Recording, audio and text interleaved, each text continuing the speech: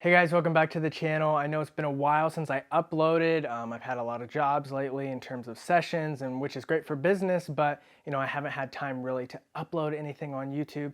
But I'm back today with this review of the 28mm 1.4E lens. So what I'm going to be talking about in this review is kind of my perspective on it, why I like this kind of odd focal length, at least in my opinion is kind of odd, and why I chose this lens over the 35 and 24mm lenses. So let's get right into that. If you've been watching this channel for a while now, you know I am a portrait photographer. So every time I pick up a new piece of gear, whether it's a lens, a camera, or a strobe light, I'm constantly thinking about how that could be applied and used in my workflow in terms of portrait photography. And so when I picked up the 28mm lens, I was super excited to try it out and see how it could work in terms of a portrait. And so what I want to talk about is definitely the image quality output of this lens. And in my opinion, it's really amazing.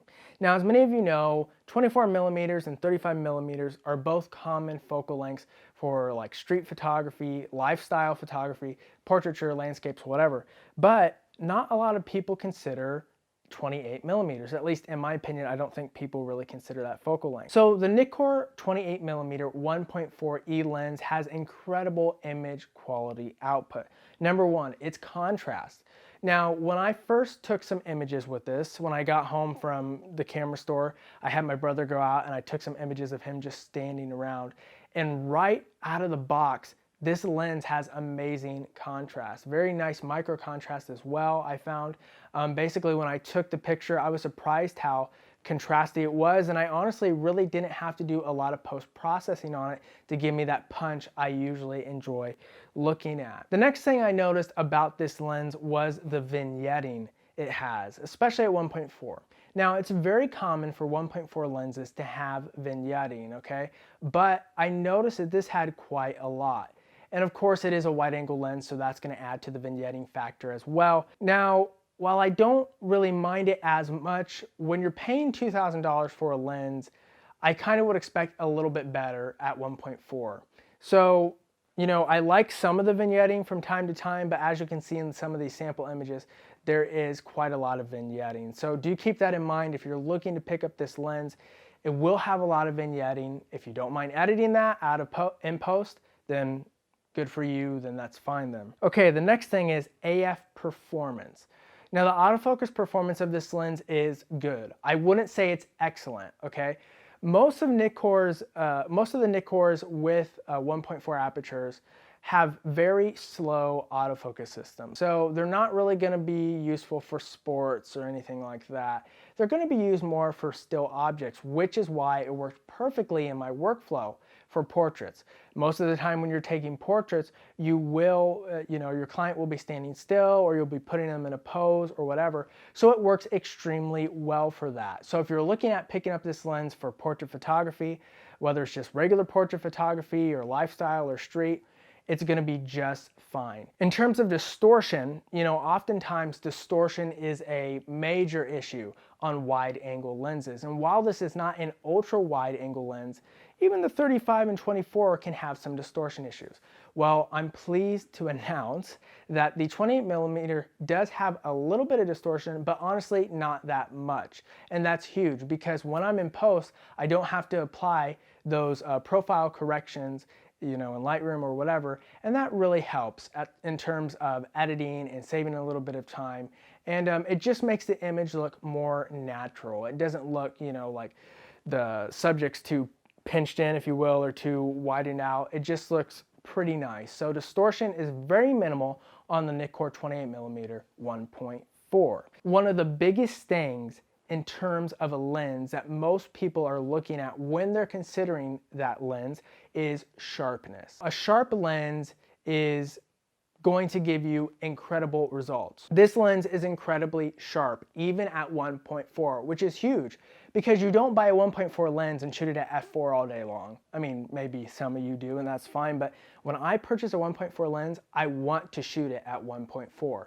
So it's really critical that it's sharp at that aperture.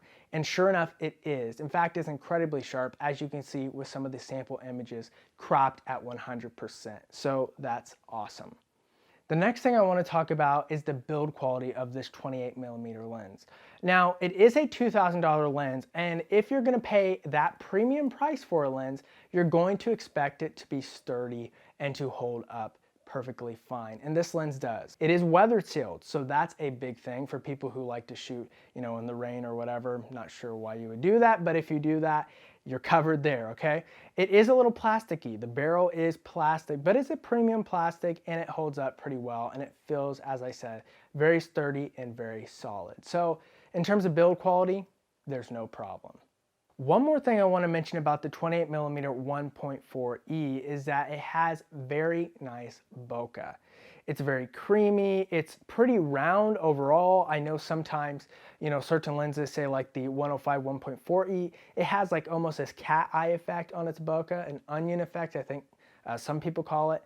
But on the 28mm 1.4e, it does not have that at all. It's very round, it's very nice, it's creamy, it's soft. Everything you want in bokeh, this lens has it. I really have enjoyed using this new Nikkor that I picked up, but why would I choose this lens, say, over the 24 1.4 or the 35 1.4? Well, number one, I find 28mm to be, rather odd, if you will. I know a lot of people actually say it's not that odd, but I find it kind of odd because not that many people shoot with a 28mm focal length. And I kind of feel like a 24 and a 35 is so cliche, so I just kind of want to be different in that capacity. And the other reason is just because I really do enjoy the focal length. It's not really too wide for me, and it's not too obviously telephoto. So I really have enjoyed using it and kind of challenging myself to see what kind of results I could get out of it,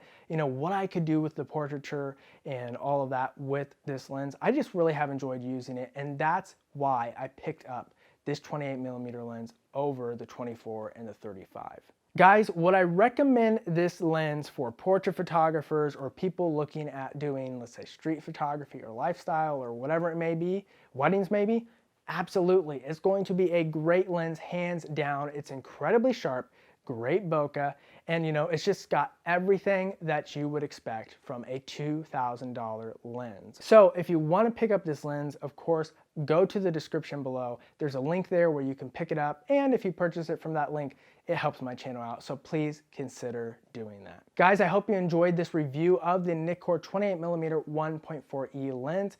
Please stay tuned to the channel.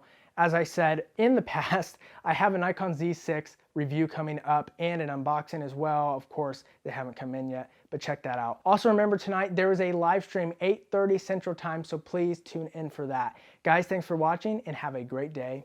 Bilingual out.